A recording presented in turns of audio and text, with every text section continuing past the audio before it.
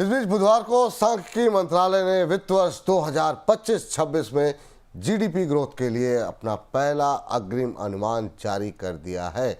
Growth 7.4% रहने का अनुमान है। पिछले साल जीडीपी ग्रोथ 6.5% दर्ज की गई थी। वैल्यू टर्म में देखें तो रियल जीडीपी 201.9 लाख करोड़ रुपए अनुमानित है, जो कि वित्त वर्ष 2024-25 के दौरान 187.9 लाख करोड़ रुपए थी। इस साल ग्रोथ को बढ़ाने में मुख्य योगदान सर्विस सेक्टर का माना जा रहा है।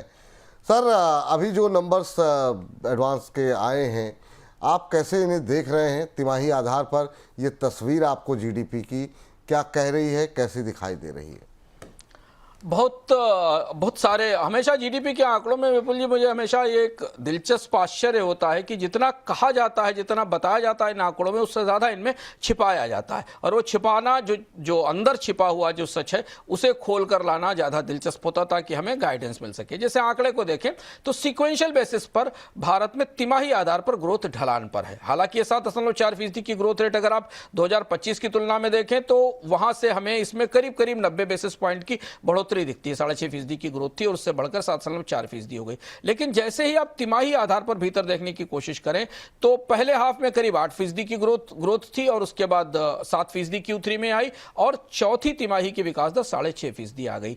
यानी बजट से ठीक पहले वाली जो तिमाही है, जो बजट की तिमाही मान लीजिए आप, जो जनवरी फरवरी मार्च की तिमाही है, उसमें भारत की आर्थिक विकास दर तिमाही आधार पर इस साल में सबसे कम रहेगी। यह एक महत्वपूर्ण संकेत है जो कई सारे पहलुओं को, सरकार के राजस्व संग्रह को, जीएसटी के संग्रह में कटौती को, भारत में खपत को, बहुत सारी चीजों को के संकेत देता है कि आखिरी तिमाही ढलान वाली तिमाही होगी। जबकि हम ये तिमाही तात्कालिक तौर पर जीएसटी में कटौती के बाद, कंजम्पशन के सपोर्ट के बाद आई है। दूसरी चीज जो हमें अंदर से दिखाई दी वो ये कि भारतीय जीडीपी में जो पूरा आंकड़ा आया है वो दिखाता है कि सर्विस सेक्टर अभी भी ग्रोथ का इंजन बना हुआ है। 55% के आसपास जो नॉमिनल जीवीए है वो सर्विसेज से आ रहा है, जो भारतीय अर्थव्यवस्था की अब बुनियादी आधार के तौर पर बनता दिखाई दे रहा है, जबकि हम चर्चा एग्रीकल्चर या मैन्युफैक्चरिंग की करते हैं। अच्छा सर, अगर हम देखें डिमांड को लेकर के क्या कुछ तस्वीर निकल के आ रही है, उस पर भी डिटेल में आपसे समझेंगे, लेकिन उससे पहले सेक्टोरल आंकड़े क्या कुछ संकेत यहाँ पर देते दिखाई दे रहे हैं? सेक्टोरल आंकड़े महत्वपूर्ण है और समझना जरूरी है। जैसे हमने आपको बताया कि सर्विस सेक्टर का डोमिनेशन दिखता है। मैन्युफैक्चरिंग में थोड़ी ग्रोथ दिखाई दे रही, माइनिंग में बिल्कुल कोलैप्स दिखाई दे रहा है। मैन्युफैक्चरिंग में 7% की रिकवरी दिखाई दे रही है। कहा जा सकता है कि पीएलआई और बाकी चीज़ों का है और एक्सपोर्ट का असर है, लेकिन माइनिंग में तेज गिरावट है। माइनिंग ने इस पूरे इंडस्ट्रियल सेक्टर की ग्रोथ को पीछे खींचा है। एग्रीकल्चर सेक्टर में मॉडरेशन दिखाई दिया और यही वहां पर स्टोरी थोड़ी कंट्राडिक्ट करती है डिमांड वाली स्टोरी, जिस पर हम आगे बात करेंगे। 3% के आसपास, 3.1% की ग्रोथ रेट फार्म सेक्टर में दिखाई दे रही है, जो 4.6% थी। थोड़ा बहुत इसमें बेस इफेक्ट भी दिख रहा है। तो एग्रीकल्चर की ग्रोथ मॉडरेट हुई है और उसका असर हमें ओवरऑल ग्रोथ पर दिखाई दिया है। सर्विसेज की ग्रोथ अभी बनी हुई है, मजबूत है और वो बड़ा हिस्सा ले रही है। सेक्टोरल तस्वीर हमारे सामने जो सरकार ने अपने अग्रिम अनुमान में बताई है इस साल के लिए। जी, अब अगर हम डिमांड के लिहाज से देखें सर, वहां से क्या पिक्चर निकल के आ रही है? ये तस्वीर दिलचस्प है। रूरल कंजम्पशन को इस पूरे आंकड़ों को खोलने पर दिखाई देता है कि सरकार ने इस आंकड़ों को, या सांख्यिकी मंत्रालय ने इस आंकड़े को बनाने में ग्रामीण खपत को सबसे ज्यादा आधार बनाया, क्योंकि यही कहानी पूरे पिछले साल से चल रही थी। हालांकि कंपनियों के नतीजों में, एफएमसीजी के सेल्स में नहीं दिखती, लेकिन रूरल कंजम्पशन में दूसरी तिमाही में जो 7.7% की बढ़ोतरी दिखाई दी है, 17 क्वार्टर की सबसे बड़ी ग्रोथ है, इसका बड़ा असर हमें जीडीपी को 7.4% के अनुमान तक पहुंचने में दिखाई दिया है। और इसमें भी खास तौर पर जो वेटेज दिखा है हमें भीतर से आंकड़ों को देखने पर, वो टू व्हीलर की और ऑटोमोबाइल की बिक्री का है, जो बाद में, जो जीएसटी की कटौती के बाद आती दिखाई दी थी। तो ये एक बड़ा ड्राइवर, महत्वपूर्ण ड्राइवर बनता दिखाई दे रहा है। प्राइवेट कंजम्पशन 60 जीडीपी में के हिस्से के तौर पर 61%, 62% के आसपास टिका हुआ है।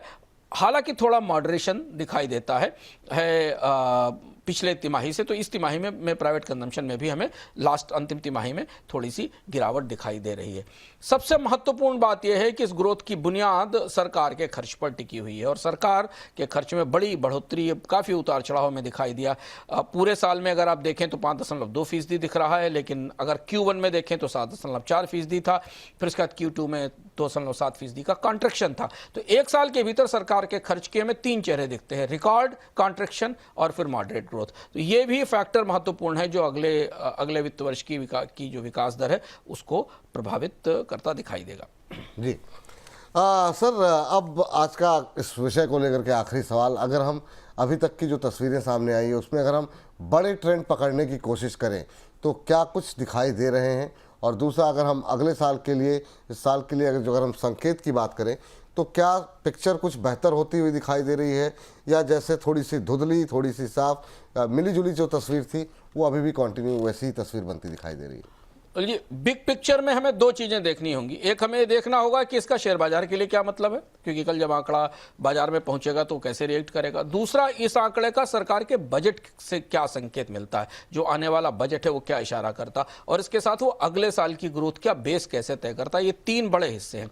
तो इसका जो सबसे बड़ा पैराडॉक्स है विपुल जी इस आंकड़े का, जिसको मैंने खोलकर समझने की कोशिश की, 7% की GDP growth rate, balance sheet बेहतर होना, 100 से 125 बेसिस पॉइंट तक की ब्याज दर में रेपो रेट में कमी, पीएलआई के इंसेंटिव, इसके बाद भी प्राइवेट कैपेक्स 25% गिरा है, निजी खर्च में 25% की गिरावट है। आंकड़े बता रहे हैं करीब 20% के आसपास तो पार्टिसिपेट नहीं कर रही हैं कंपनियां कैपेक्स में।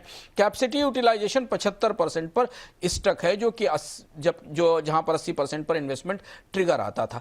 यह एक बड़ा पैराडॉक्स है और इसीलिए हमको पूरे साल सरकार के खर्च के सहारे ये ग्रोथ आती दिखाई दी है। तो अगर आप सरकार के खर्च को निकाल दें तो ग्रोथ का आंकड़ा बुरी तरह बैठ जाता है। क्यों इतनी सारी कोशिशों के बाद भी प्राइवेट कैपेक्स नहीं आ रहा है, बड़ा सवाल है। वित्त मंत्री से बजट में शायद इस सवाल के जवाब की अपेक्षा होगी। तो पहली बड़ी तस्वीर है कि प्राइवेट इन्वेस्टर से प्राइवेट कंपनियां बड़ा निवेश नहीं कर रही हैं अभी भी किसी तरह से, जबकि जीएसटी की कटौती में दिखाई दी है।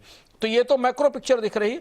अगर आप सरकार की दृष्टि से देखें तो जिसमें हमने शुरुआत में जब जीएसटी की कटौती के असर पर चर्चा की थी तो उसमें स्पष्ट रूप से हमने समझने की कोशिश की थी कि ये जो जीडीपी की ग्रोथ रेट में गिरावट आ रही है, इसके साथ डिमांड में बड़ा तेज रिवाइवल नहीं दिखा है और जीएसटी में कमी आ रही है। ये सरकार के बजट की गणित को बेहद मुश्किल करेगी और राजकोषीय घाटे को लेकर तमाम सवाल उठेंगे। सरकार को बहुत सारी विंडो ड्रेसिंग करनी पड़ सकती है, लेकिन महत्वपूर्ण बात यह कि रेवेन्यू कहां से आएगा और सरकार के कर्ज की मांग आने वाले समय में कितनी बढ़ेगी। सरकार को अतिरिक्त राजस्व की कुछ व्यवस्था करनी पड़ेगी। तो ये दो फैक्टर हैं जो हमें सरकार के और बाजार की दृष्टि से दिखाई देंगे। बाजार ये समझने की कोशिश करेगा कि कंजम्पशन का रिवाइवल कितना सस्टेन किया जा सकता है।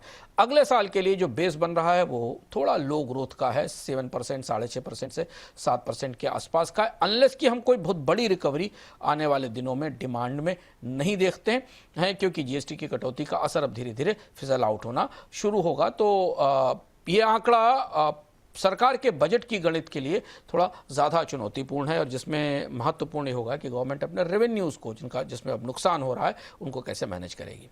जी।